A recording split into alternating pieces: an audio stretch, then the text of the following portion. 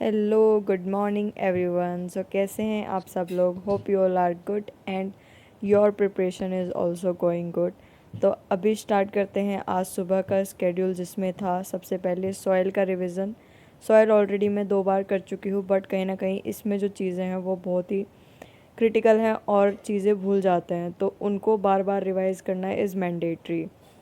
Nowadays actually I'm working on my weaker section of the subject, जैसे कि जो चीज़ें मुझे याद नहीं है या फिर जो सब्जेक्ट मुझे याद नहीं है उनको मैं दोबारा रिवीजन में ला रही हूँ। जैसे सॉयल है, काफ़ी लेंदी सब्जेक्ट है और साथ ही साथ इसमें बहुत ही इम्पॉर्टेंट चीज़ें भी हैं, उनको याद रखना बहुत ही ज़्यादा इम्पॉर्टेंट है।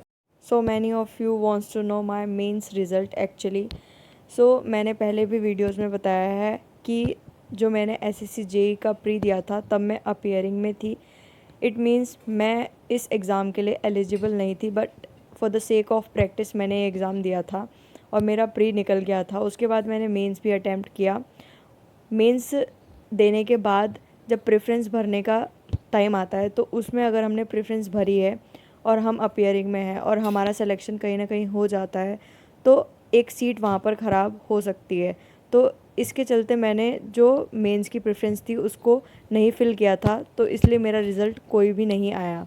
So instead of wasting a seat मैंने यही डिसीज़न लिया कि मैं प्रेफरेंस नहीं भरूंगी। जिन लोगों का सिलेक्शन हुआ था प्री के बाद मेंस, अब मेंस में हुआ है, उनको उनके डिपार्टमेंट्स मिल चुके हैं। नाउ अब वो DV के लिए जाएंगे। And for the selected candidates after mains I want to say congratulations each and everyone who is selected. And actually this is the point where you feel that your hard work and consistency put a better result actually. और जो सब अभी इस preparation zone में हैं उनको भी उनसे सीखना चाहिए जिनका सिलेक्शन हुआ है एक्चुअली।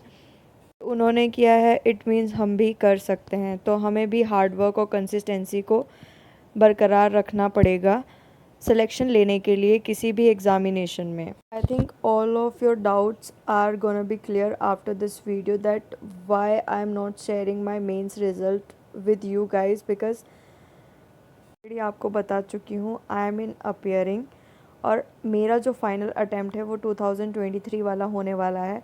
इसमें जो भी रिज़ल्ट मेरा आएगा किसी भी एग्जामिनेशन में I will share with you.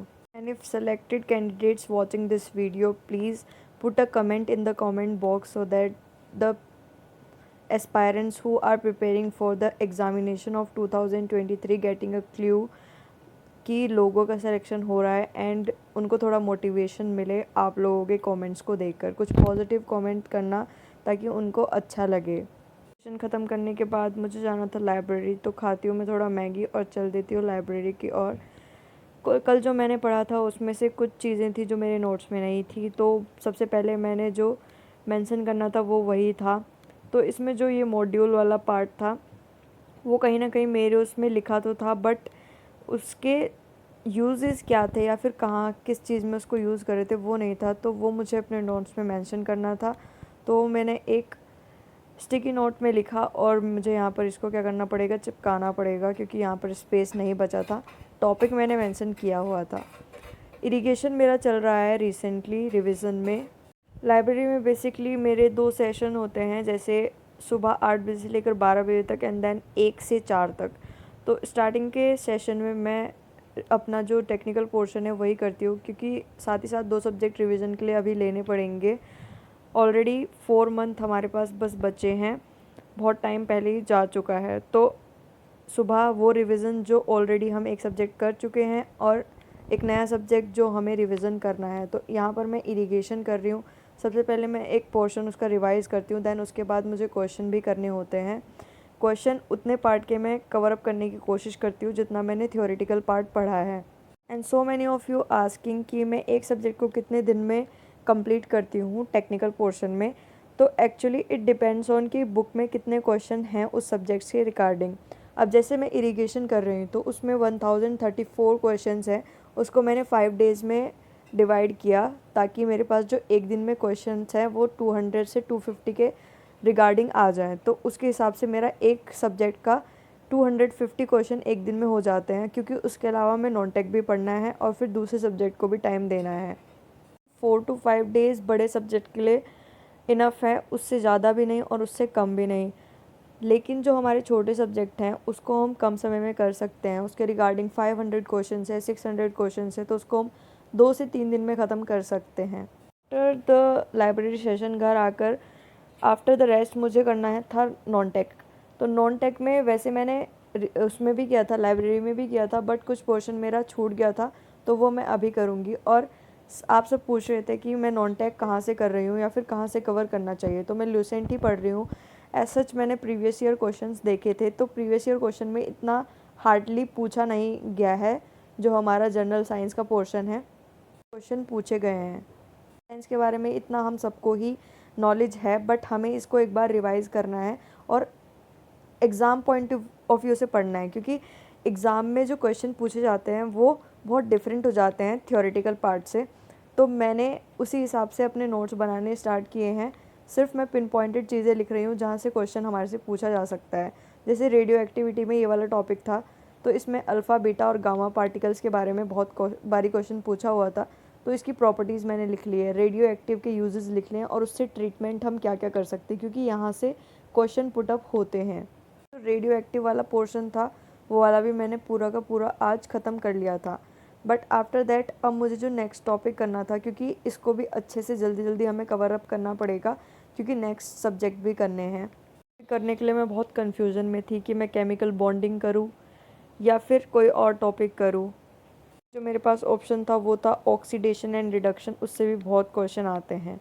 But उससे पहले एक ब्रेक लेना बहुत ही ज़्यादा ज़रूरी था। और स्नैक में मैं खा रही थी, ये मेरे फेवरेट लेज़ के लेमन चिली चिप्स हैं और ये मुझे बहुत अच्छे लगते हैं, तो मैं अपने लिए ये लेकर आई थी। तो इसको खाने के बाद हम स्टार्ट करते हैं अपना साइंस का सेशन। आग लगाने के बाद मैंने डिसाइड कर लिया कि मैं पढ़ूँगी केमिकल बॉन्डिंग, क्योंकि आफ्टर एटॉमिक स्ट्रक्चर वही टॉपिक है जो उसके बाद आता है और एक कंटिन्यूटी में रहेगा और अच्छे से उसको समझ भी पाएंगे। तो सबसे पहले हम उसको एक बार रीड आउट करते हैं कि क्या क्या चीज़ें उसमें इंपॉर्टेंट है और क्या क्या चीज़ें हमें नहीं पढ़नी है, क्या क्या छोड़ना है। नोट्स बनाने का सिर्फ एक यही रीज़न है कि बुक में से हम बार बार पढ़ेंगे तो हम कहीं ना कहीं सारी चीज़ों को ही दोबारा रिवाइज़ करने की कोशिश करते हैं। बट नोट्स बनाकर हम एक पिन पॉइंटेड चीज़ें लिख लेते हैं ताकि सिर्फ हमें वही चीज़ें पढ़नी पड़ें।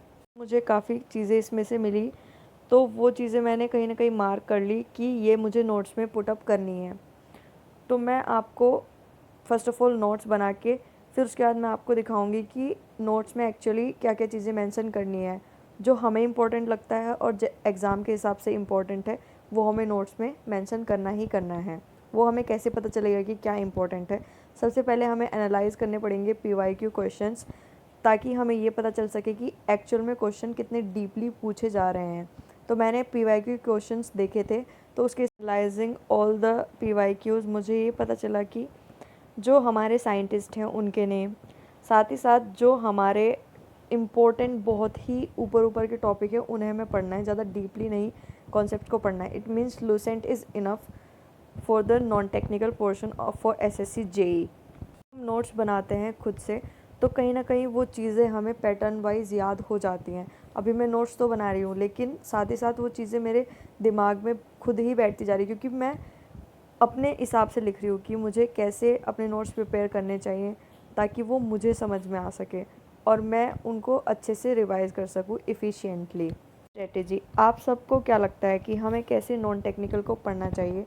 बिकॉज़ हम सब ही यहाँ पर एक एस्पायरेंट है, ना तो मुझे ज़्यादा पता है ना ही आप लोगों को कहीं ना कहीं।